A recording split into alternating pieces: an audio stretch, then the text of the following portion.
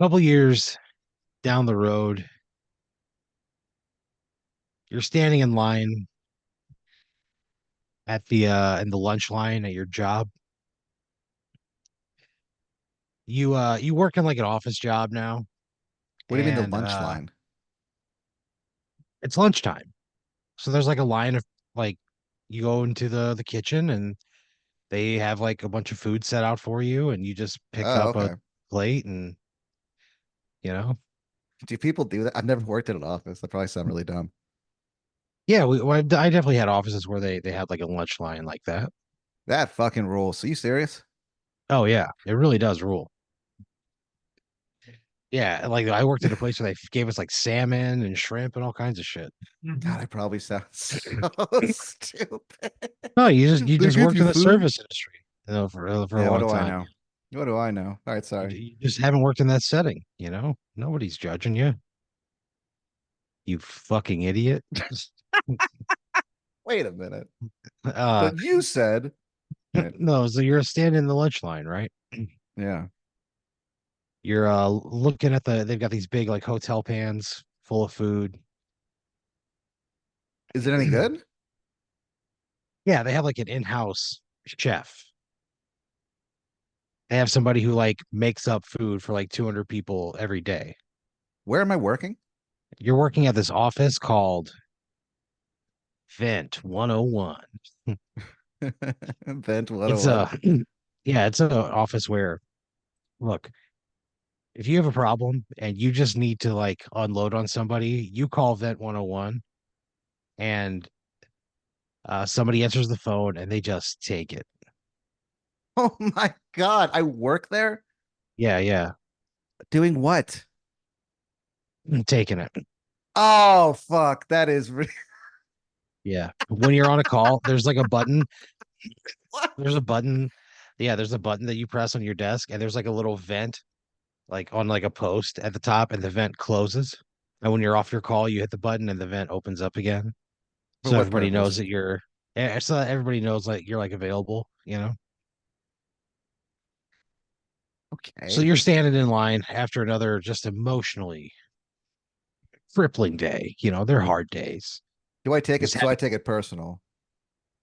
well, because it generally devolves into it becoming personal, you know. Somebody calls to unload about their job situation or their significant other. And 9 out of 10 times they ask you for your advice. And you're like, look, we don't give advice here at Vent 101. We just are here to listen to you vent. And then you press a button on your computer and you hear like a steam escaping, a small opening on a piece of hot metallic machinery. So you go, that's why you're paying for it. We don't offer advice.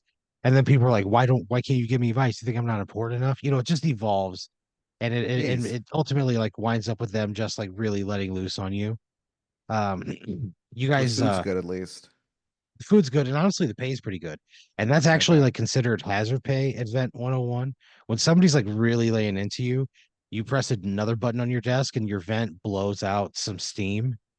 And that's how everybody knows, like, oh man, they're on like a very challenging call, you know. And your pay rate, you get a 50% bonus for the minutes Oh that you're man. in the vent zone.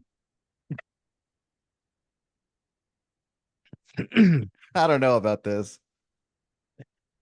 But you're making good money, man. That's what I'm saying. Yeah. This is You're making good money. Uh, your your meals are like taken care of. You show up at like 9 a.m. They have breakfast for you if you want. They've got like cereal, they've got oatmeal, they got fruit, you know, they've got toast and jam, they've got boiled eggs, you know, that they just don't have like a hot bar. But if you wanted like a bowl of cereal in the morning, you get there a few minutes early, you have breakfast. They take care of you during lunch. You pack enough on a plate, you take it home with you, you have dinner, all on the company dime. all right. Well, I mean, that's nice, I guess. But It's a pretty sweet experience. the getting doesn't sound like it. I get oh, you said it's an emotionally crippling day. Oh yeah, yeah. A lot of days, you know, but You do just like, you know, shut your computer at the end of the day. You take a big deep breath. You say a couple phrases of mindfulness, and then you go home and you move on. But your numbers are really good, right? You got some of the best numbers in the whole department. What do you You spend more mean? time, like you spend more time in the vent zone than anybody else, which means that you're like making 50% more during that time than everybody else on your team. You have a higher, you take more calls than anyone. You have a higher customer satisfaction score than anyone. But You if constantly, I'm in the vent zone longer, how am I taking more phone calls? I don't understand. it's just because you don't, some people like require a break. Some people really take it personally and they're like, I have to sit out for a few minutes. Okay. But you don't have that. You're a fucking machine. You just click, you hang up, and then you click and make yourself available again. You turn that vent off and Move then your you mic up. open it right back up. You know what Okay. I mean? Yeah, You keep your vent open as often as possible. man. You're taking more calls, you're spending all this time in the vent zone, you're making a good bonus every month. All your meals are covered. But you feel like you're not getting the recognition that you deserve. And you have set up a meeting to talk to your boss about it. Oh, wow. You've been there for about 6 months right now. It's pretty clear you're like the highest performer in the entire department. And normally you don't get a raise for your first year, but you think that you've shown a track record of excellence that sort of surpasses the norm. And you think that you're in line for a bump earlier than that. Wow. So you've got your like a little printout of all your metrics, all your scores, all of your customer feedback, all of your manager feedback, all of your ammunition. You're going to go into this conversation with like the director of your department. Her name is Charlotte Scotch. Okay. So like 3:45. You know, you close your vent. You change your status online to away in a meeting. It says you Okay. you gather your papers. You walk down the hall to Charlotte's pebble glass door. You knock on it. She says, "Come in." You swing the door open, and sitting across from her desk is Charlotte Scotch. She's wearing like a tan, like power suit, Okay. squared off at the shoulders. Her hair is perfectly parted down the exact middle. It's cut and it's like completely level. You know what I mean? Like you could pour a foundation using like the level of her hair. It's like that perfectly level, you Really? know? It is. She must have just had it cut like literally 30 seconds before you walked in. Like it is so perfectly cut. It's kind of weird. Yeah, but you notice it. That's how like prominent it is. Okay. Whatever. Who cares? She looks at you through some like tortoise shell frames. And she says, "Please, Patrick, have a seat." All right. I sit down. Sit down across from her. She goes, "Number one, I want to thank you for being so forthright with me." She goes, "A lot of people don't feel like I'm approachable or that their own time and mental well-being is worth having a conversation." She goes, "I hope I've never come across as unapproachable or distant." She goes, I don't deal much with like the day to day with you guys. It's more big picture. Sure. So she goes, but but I think, you feel comfortable enough to come to me with a problem. She goes, so thank you so much for doing that. You're welcome. Thanks for meeting. She goes, of course. You sort of like put your paper on the desk. She goes, oh, let me see what you put together. And you like slide the paper across the table from her. Your hands touch, What? and they kind of linger just a split second. Oh, this is not appropriate. She's looking down at the paperwork, but her face is tilted at an angle where you can still see a wry little smile come across her lips. Charlotte. You pull your hand back. And she goes, I do love a high performer. And she goes, I've talked to your supervisors. Everybody has glowing things to say to you about you. She goes, I've reviewed some of your calls. She says, Pat, you really are a workhorse around here. She takes her glasses off, chews on one of the arms. She says, tell me how you do it. Um, I guess it's just trying to keep calm. I mean, I guess I would just try to keep calm and just remind myself that these people aren't really mad at me. They're mad at the situation. And so You hear I like just try a and I don't bring it. ding. She grabs her phone. She goes, oh, shit. And for the first moment, you see like kind of on the what's on the other side of this veil that she puts up to everyone else, you know? You see that there's a real human inside of that fucking suit. She says, Pat, I really want to continue having this conversation. She goes, but I have to step out for a meeting with the board. She kind of looks at you. She goes, how's tonight? 7 o'clock at uh DeRuzzi's Italian Kitchen. Oh my gosh. Yeah, sure. Fuck it. Whatever. She goes, great. She goes, she kind of blushes. She kind of looks down, her hair shifts for the first time. Oh, really? Yeah, it's like a slinky almost. Like it just kind of like goes right back into place. It's just perfect. It's just the perfect haircut. She goes, okay, well, I'll see you tonight, 7 o'clock. She as you go to like step out, she goes, it's casual, but you know,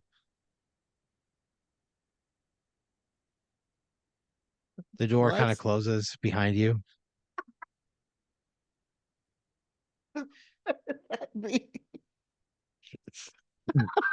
I I drive home and I just go, what the fuck does that mean? I think I would probably call somebody and ask what they thought I should wear. Who would you call? I'd call Avery. I would just tell Avery. her, yeah, I'm not going to do her voice, because I wouldn't do it justice. sure. But Avery basically tells you, like, Pat, this woman's asking you out on a date. No, I know, Dress but how like I dress how you would dress on like a date with a woman who had to like tell you about a dress code. She goes, think about it for a minute, Pat. all right, well, you don't have to be hostile. She goes, I'm not being hostile. I'm excited for you. This is Avery Oh. Moore. I know. Okay, well, thanks. Have a good one. So I don't know you what to wear. I still don't know. That wasn't very helpful at all, Avery.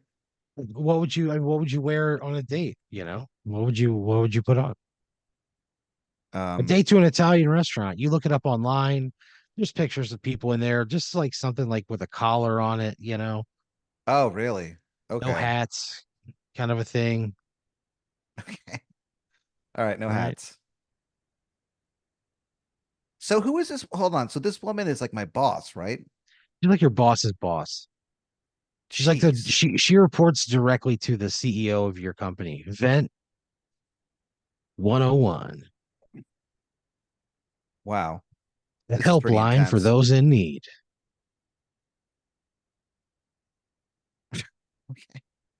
That's cool. So you go to the restaurant, you make sure you're on time. You're a little early even. You kind of bring a couple of different shirts. You're like watching people like walk in and out, right?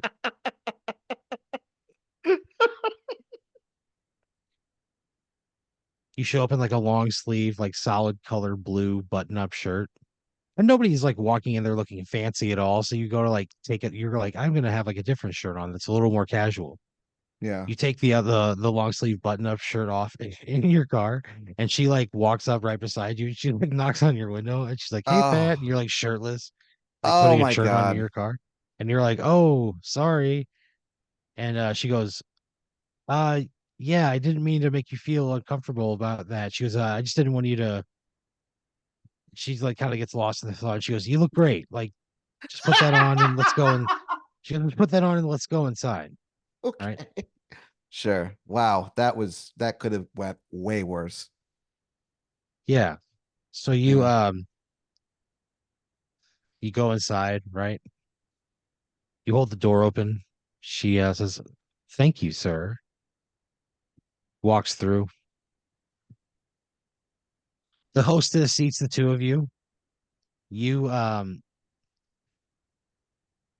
there's a there's a dish on the menu called the Taste of Italy, or sorry, the Tour of Italy. Yeah. Yeah. What is it?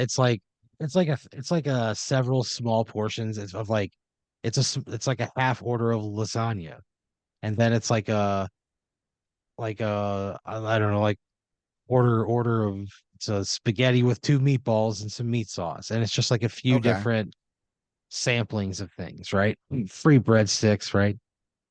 You order that. Yeah. Ticket for two on That's the what you tour of say. Italy. Because you guys both like at the same time are like, I'm taking the tour. That's what you say together at In the same unison. time in unison. And you both Oh kind of no. look up at each other and smile and laugh. Oh And then man. you go, ticket for two. And she says, have you ever been to Italy? A very long time ago when I was 12. What about you? She says, never, but I've always wanted to go. Well, you're She going right says, now. yeah. She laughs. She goes, I guess you're right. And Yeah. those first, like the quarter lasagna or whatever comes out with a side of garlic bread. It's How is it? fucking great. It's fantastic, right? Yeah. It's excellent. Good. Over the next like hour, you guys like share this meal together. And you kind of start talking about work, and then it slowly changes into life. And you learn a lot about her, where she's from. She's, from the Northeast. She grew up in right outside of Buffalo, New York. She went to Penn State for her master's degree. And she's worked at Vent 101 for 3 years now. Moved up the ladder pretty quickly, started in the same role as you did. And she even tells you, she goes, honestly, Pat, your numbers are way better than mine ever were. She kind of laughs, Do you like working there? brushes the uh brushes the hair from her forehead, tucks it behind her ear. She goes, I'm sorry, what? Do you enjoy working there? She says, I really do. It challenges me intellectually. I think Oh yeah. we're performing a service and filling a gap in society where, some people don't have access to true mental care, but just talking things out has done a lot of good for people. And we just want to provide a nice open space for that.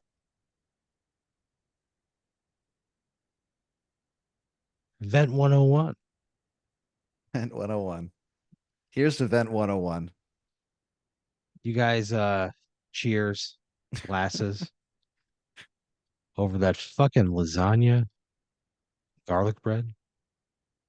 Oh, there's garlic bread. Oh yeah, there's garlic bread. Man, this is off to an incredible start. Yeah, the food is fantastic, right? So you guys you finish the meal, right? You take the tour. At the end of the tour of Italy, the waiter comes back and he says, Thank you for flying with us this evening. We hope you have enjoyed the tour. They give you each a little bag of honey roasted peanuts that are like roasted. They're like roasted in house. They're like, yeah, they're tossed with like cinnamon and cardamom and nutmeg, and it's just like it's like a little thing, but it's so fucking well done. You know, it's just like their special way of saying goodnight. Just a little What if bag of roasted peanuts. is the waiter like, is he saying it seriously or is he saying it kind of like Yeah, as it's a joke or 100% genuine.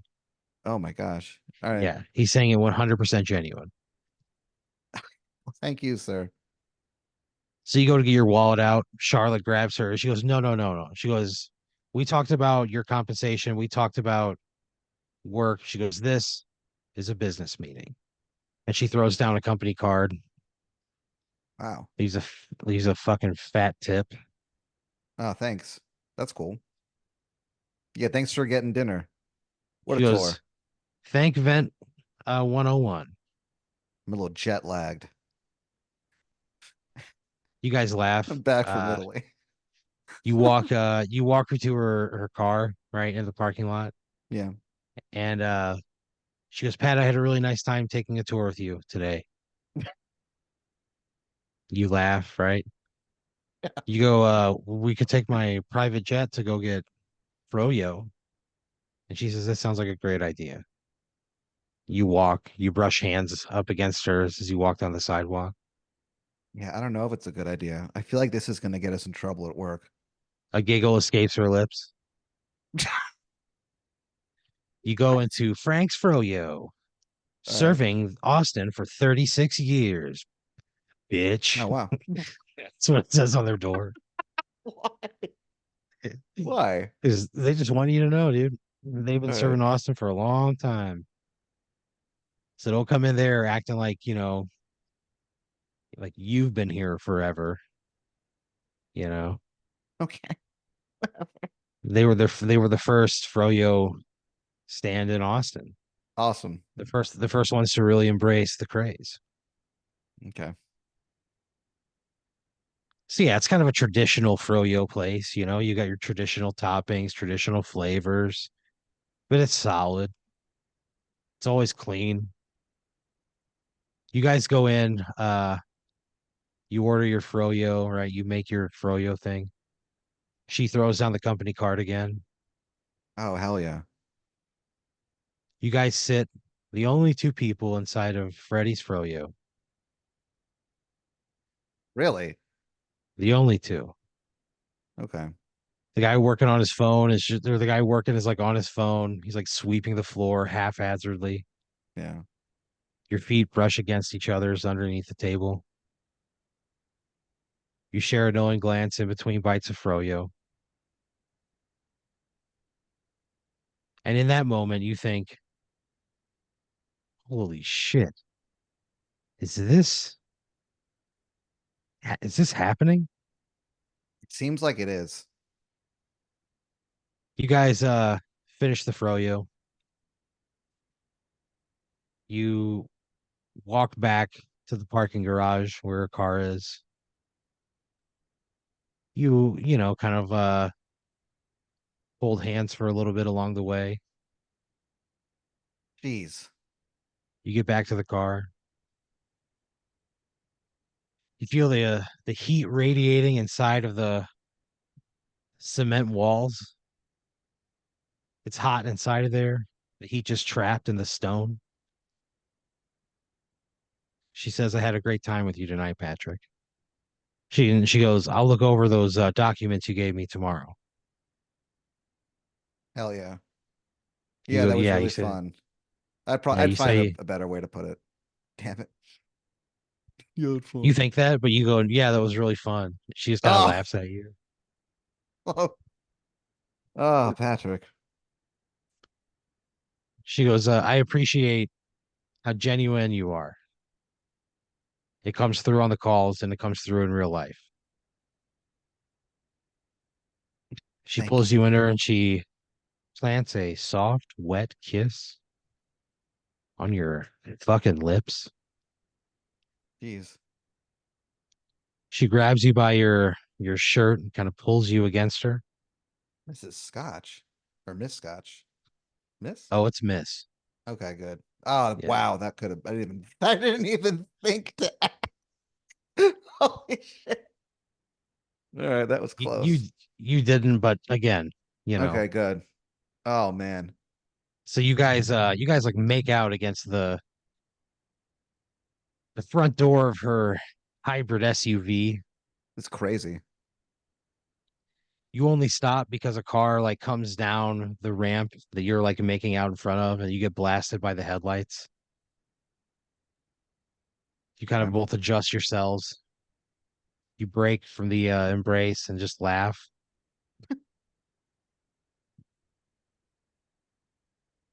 And she goes, I don't know how to ask this without being too forward. She goes, but do you want to come back to my place? Yeah. So you follow Charlotte Scotch in your car. The whole time that I'm following this woman, I would feel like I was going crazy a little bit, I think. Yeah, Because your brain is like, on fire. yeah, because this isn't we well, you know what? She's the superior one, right? Yeah, Oh, then she's your whatever. boss. Yeah, whatever then. If she's my boss, I'm not her boss, then No, fuck yeah, she's your then boss. absolutely. Then yeah, She's not even whatever. your boss. She's your boss's boss. It all then that it all evaporates. I didn't even yeah, okay, never mind. So you follow her out into like West Austin, just rock hard the whole way, Oh God. Oh, Aaron. rock hard. All right. You're listening to hard rock on the radio. Yeah. Yeah. You follow this SUV out into West Austin. You pull into this a pretty nice looking suburb. You drive up to a two-story home, park in the driveway, turn your lights off. You follow Charlotte Scotch into the front door. She unlocks it with the keypad, and you guys go inside. Keypad. Yeah, she's got like it's like a smart house thing. Very cool. She issues like a voice command, and like the lights come on, music comes on. What's the plan? Uh, it's it's a Jerky Boys. She's like clearly embarrassed by it, you No, know? absolutely not. The Jerky Boys Yeah. fucking rule. I would ask if we could just sit and listen to the Jerky Boys, to be honest with you, for You like a ask minute or that, and, two. and she goes, Pat, you're not here to listen to the fucking Jerky Boys. Oh yeah. Well, I don't know. I didn't know if she wanted to. All right, whatever. So she takes her shoes off in the doorway Yeah. and pounces on you. You spend the next several hours making love, Yeah. and just like feeling an intense connection with this woman on like every level. She's an excellent conversationalist. She is sexually stimulating. Yeah. We ate so much There's chem Italian there's food. there's chemistry in all form. You guys joke about it, right? You talk about having garlic breath, like you're both aware of it, you don't care. There's just like an instant connection and compatibility. You're awoken by the sunrise, the smell of coffee in your nostrils. You're nude, lying in her bed, Uh-oh. stuck to the sheets from the night before. Oh my God. You get up, you put your clothes on,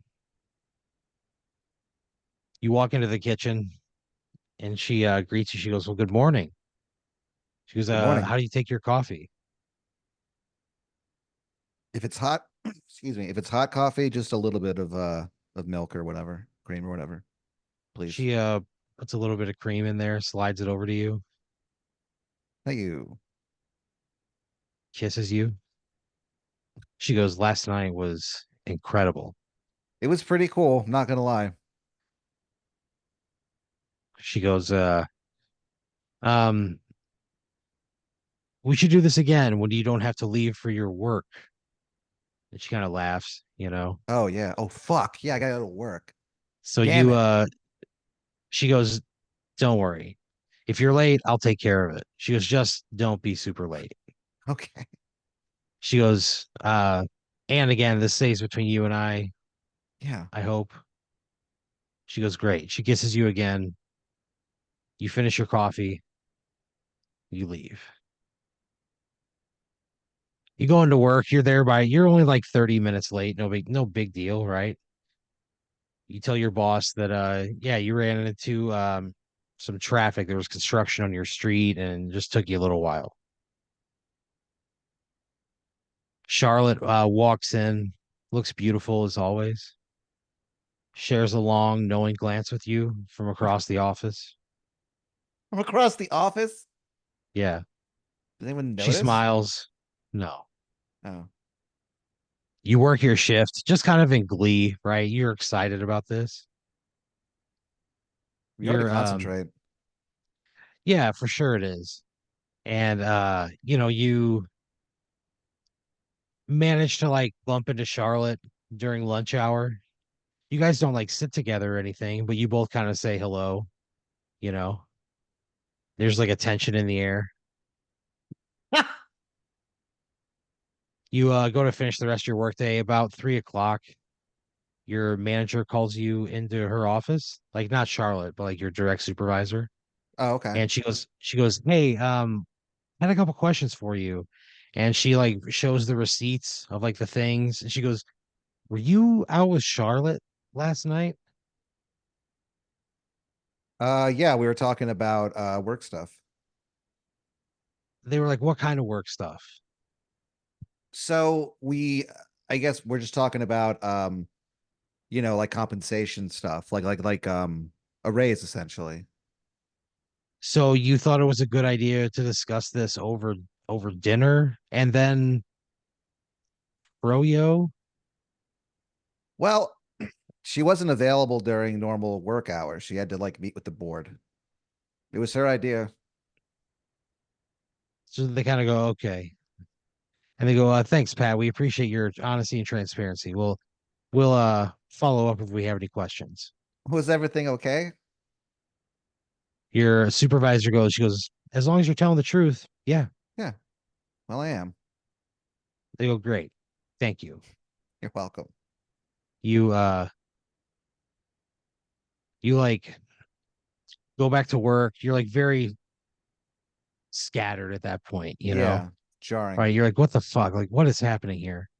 Um, so you again you're taking calls, you're not on your A game, your vent isn't open as long as it normally is, right? You're not in the vent zone, you're Oh not making no. any of that extra sweet cash. You're definitely in a different place, right? You're in the middle of a call with a guy who's complaining that he had like a baseball card collection and that his uncle burned their house down for an insurance scam and Oh like all these baseball man. cards are gone and he's just like screaming like fuck you Richard, you motherfucker, you know. He's like Yeah. some of those were my dad's, you know. He's just like ripping Oh into you, man. you know. Yeah. And from across the office you just hear a crying woman. Everybody turns and looks and you watch as Charlotte is escorted out of the building God holding a box damn of her it. own goods and she looks right at you and she goes fuck you. What? She's just crying. She Oh gets no. escorted out of the building, right? Everybody's looking at you like, what was that about? You're like, I don't know. I don't know, you know. I And you shrug. lock eyes with your supervisor who definitely knows, you know, and they just kind of stare at you. We didn't do anything wrong. Not over dinner. You get ready to leave, and your boss, she goes, hey, Pat, before you leave, come in here real quick. Yeah. They come in and they show an interview of Charlotte talking to somebody from HR, and she talks about how you guys went out and yeah, you talked about um compensation and what you were doing and yeah, it did start out as a work conversation and then she goes into like graphic detail of where the night ended, and really like Why? outlines everything, Why? right? I don't know. She wanted to be fully transparent, I guess.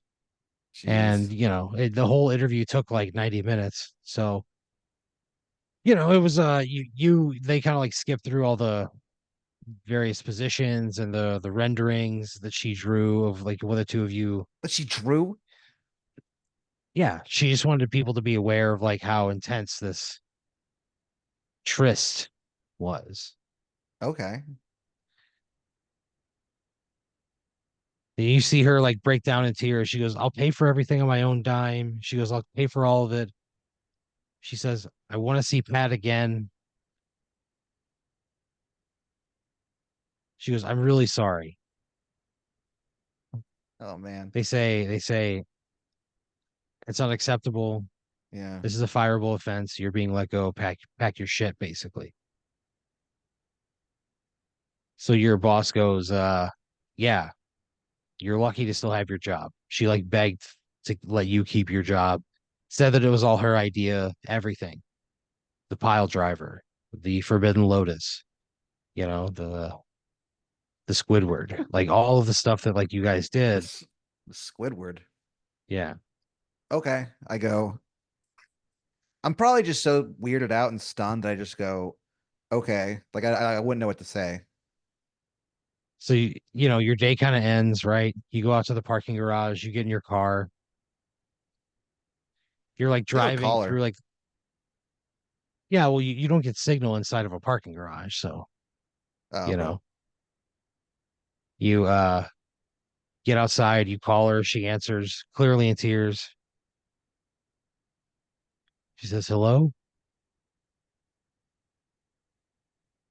I'm like, What would you say to her? I go, hey, it's me. Man, man, we should probably talk. Are you She says, "I okay? think that's a good idea." She goes, "Come by my place." Man, I'm probably like in love with this woman, huh? Yeah, I mean, you definitely feel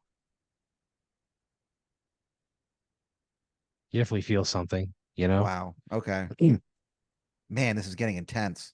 All right, I go over to her Yeah. house.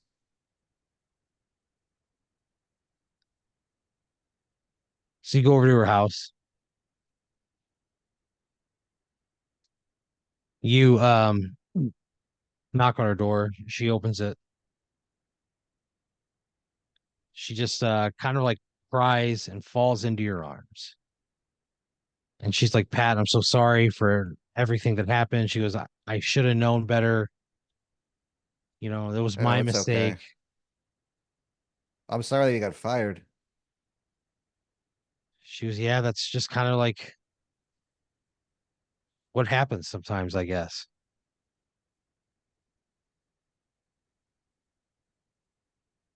So, I think I would tell her that I was feeling a lot right now.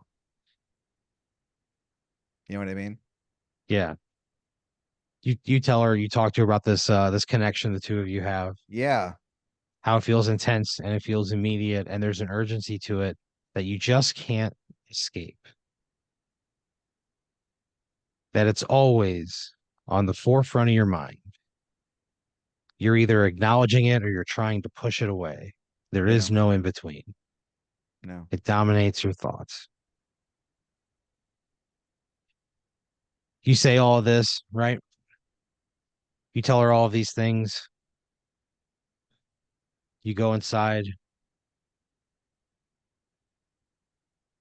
You again, just this immediate, immense connection. You're making out right there in the hallway.